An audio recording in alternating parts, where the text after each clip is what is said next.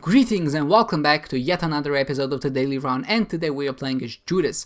Of course, there's no need to mention that Judas is obviously a very squishy character and he can die in just one hit from a lot of enemies. So in order to stay safe, what you have to do is maximize the efficiency you use your active item as. Because whenever you use your active item, you're basically minimizing the time you spend in a room, which means that you don't have to dodge as much, and overall that means that there's less chance for the enemy to hit you. And of course that also means that there's less chance of you dying.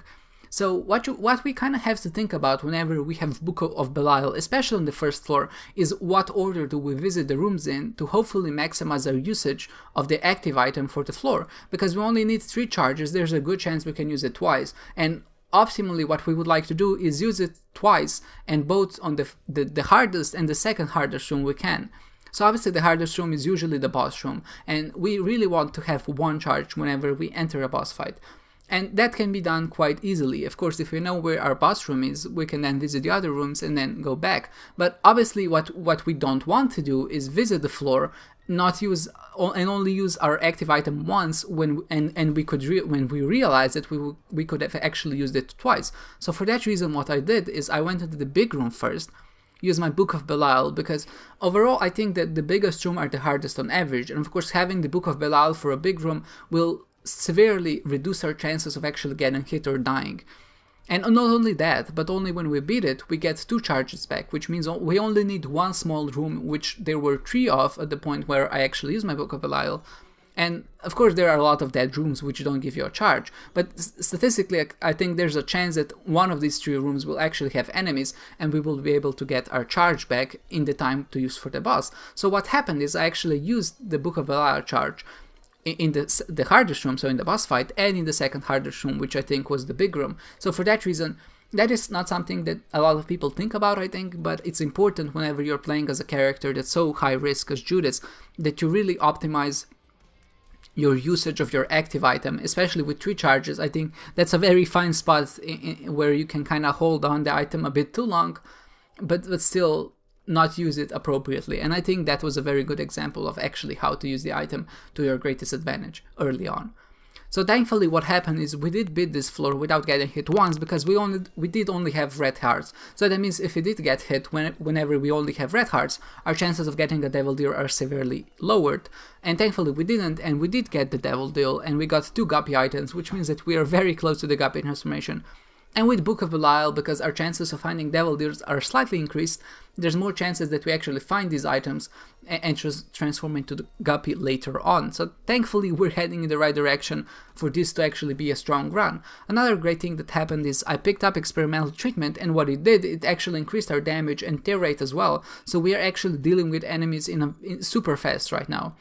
So thankfully what this also means is that we are able to kind of rush through the game in a way that I usually don't do it. And whenever you're in a position when you can kind of start skimping through rooms and floors, especially when they're as small as this one, you know that you're in a good position to actually catch boss rush. But there's a decision to be made here. Do we maybe go to boss rush, or to maybe find a way to go forward? And sometimes what might end up happening on the mom floor, you will have a decision. Do I go to boss rush, or do I use the sacrifice room to actually get to the dark room and then beat the dark room? And just points wise, it's much better to actually go to the dark room. It will bring you more points, and beating the lamp gives you about the same amount of points that you get just for going to boss rush, but what you also get is the exploration bonus from the rooms, and of course the clear bonus from killing the enemies in the rooms, and you also get the exploration bonus for actually visiting the floor that deep. So you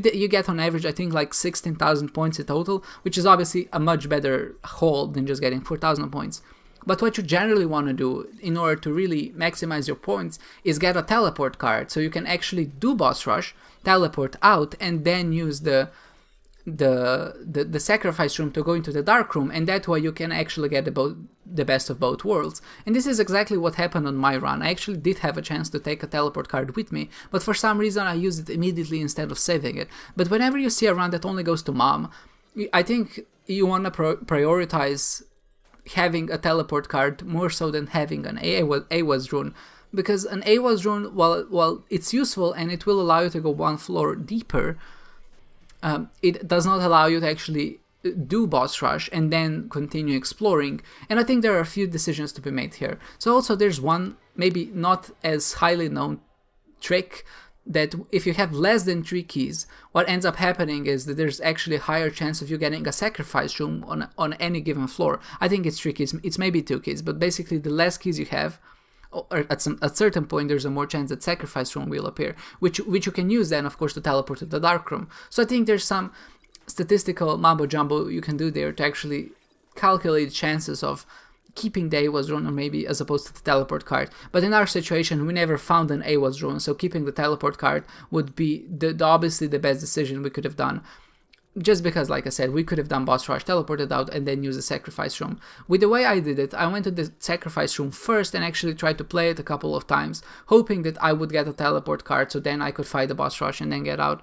But sadly that did not happen. I even exploded all the skulls on the floor and I didn't get anything significant. So people who kind of realized before I did got 4,000 more points. And I think that is one of those decisions that should be rewarded whenever you're playing a daily, because those are the skillful decisions in my opinion, because they are the insight into the future that you kind of realize of what you have to do in order to really have the best chance of getting the highest score on the leaderboard. But like I said, if you did go to boss rush, at this point we would maybe finish the game at around 18,000 points. But if you just go to the dark room, I think we'll immediately have like 28,000 points, 26,000 points. So you can see that we just gained basically 10,000 points for basically just teleporting to the dark room. And of course we still have a bunch of rooms to finish. Maybe we get some items that give us some consumables, and of course when we beat the lamp we also get 4,000 points extra. So if you're in a dilemma maybe on what to do, it's always better to go for the dark room, because it does just give you so much more points. Sometimes if the run goes to mom, it's almost even worth it not to go to the last mom floor. So maybe if you find a sacrifice room on the depths 1, it's usually worth it to just use it if you have of course enough health that you can afford to do it, because that way you'll still get more points than if you actually just explored the floor, the mom floor, and then went to the boss rush. There's actually a way to kind of maximize your chances of finding. Obviously the best way would be to go to the latest floor, get lucky, and find the sacrifice room. But there's a certain threshold on where it's a good idea to actually teleport to the sacrifice room. And what some people did, if you have enough health to afford it, what you could have done is actually teleported on the 3rd or 4th floor, and you would still be in a very good position to get a high score, just because the dark room is such a significant boost in exploration bonus. With that said, we did finish the run on 75th, and with a formidable time. We were actually quite slow for this run, and that's not too surprising just because we did have the double shots and we did have Guppy at that point, which means we could have been faster, but I am a slow player in average. And with that said, that was actually a very fun, not too hard of a run.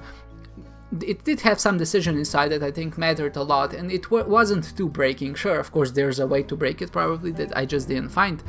But overall, yeah, I really enjoyed this one. Thank you guys so much for watching, and I hope to see you next time.